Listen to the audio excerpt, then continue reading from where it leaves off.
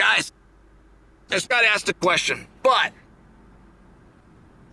every time the Bullet fights, I get asked this same question, and it is a colossally difficult question to answer, which is simply, how do you beat Shevchenko? Now, don't mishear the question. It's never about who the opponent is.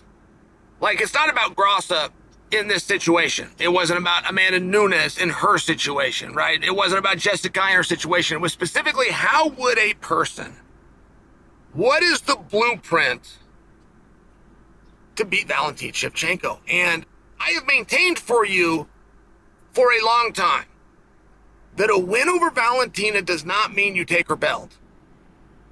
If you can go out there and you can go 25 minutes, you will get a pat on the back. You will get looked at differently from the fellow athletes within this industry. The writers will speak about you differently. Dana White will pay you differently if you can just go 5 rounds. Now, to go a step further, which for a meaningful period of time seemed very unlikely, but to go a step further, if you could go all 5 rounds and win one of them, if you could just win a round, maybe you even got stopped in the 3rd round, but between 1 and 2, it went your way 10-9 on some judges' cards, it's a win. Break it down a little further, something a little bit more realistic, is that you would just win a sequence. There would be a time, by example, that the Bullet goes for a takedown, but you stuff the takedown.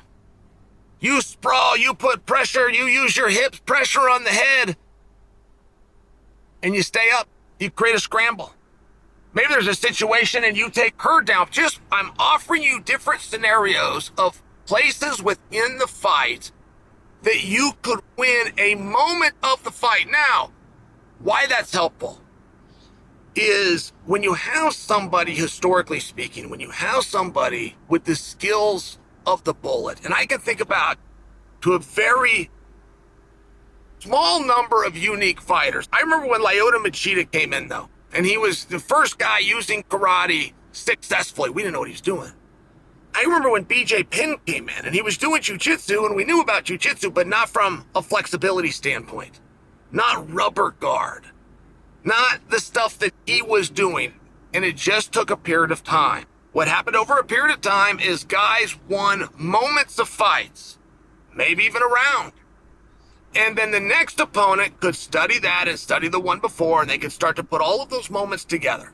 And when they started to put those moments together with their great trainers by their side, they could begin to at least to formulate the blueprint and the plan for how you were going to stop Machida's karate, how you were going to stop the flexibility of BJ Penn's jiu-jitsu, and in this case, how you're going to deal with the Bullet.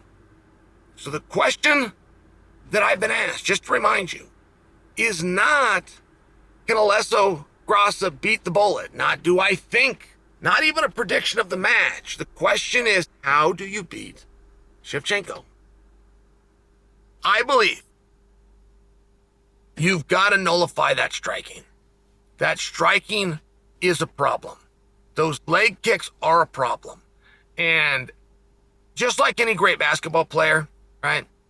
If you're playing LeBron James, but there's a special rule, and LeBron has to sink 20 shots for every one shot that you sink, all of a sudden you're going to be pretty competitive with him, right? Makes sense. It's called throwing a lot of things at the wall. Makes sense. But it's also what you're dealing with when you're dealing with the Bullet. When she is on her feet, her endurance for striking is second to none. She doesn't wear down. She's going to throw that jab. She's going to throw that cross. She's going to throw that kick. She's going to throw the teep to the body. She's going to come back to the thigh. She's going to come back to the hook. She's going to come back to the body. It's not going to stop. You have to disrupt her. If you stand at a range where you're the target, and if you want to disrupt somebody, you do one of 3 things. You back away, so you're too far for her to throw the shots. You step in and grab her. You clinch her, so now there's no power on the shots. Or you throw at her. A fight is a dance, and only one person can lead at the time. If I'm throwing at you, you aren't throwing at me. You're blocking, you're rolling, you're covering. If you're a good counter fighter, you're going to look for your opening, you're going to come off of that, and now I'm going to block.